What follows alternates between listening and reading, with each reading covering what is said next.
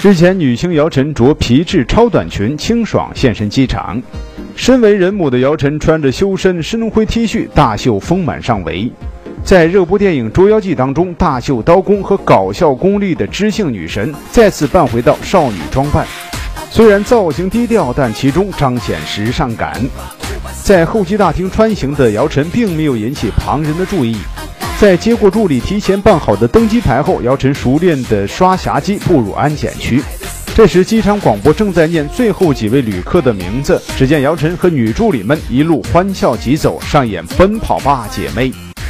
你说我不够懂你，我的心碎啦。我给了你真爱，你还我伤疤。我知道我不是你要的他，也不会假装可怜小萝莉塔。可我是最爱你的，你不知道吗？请不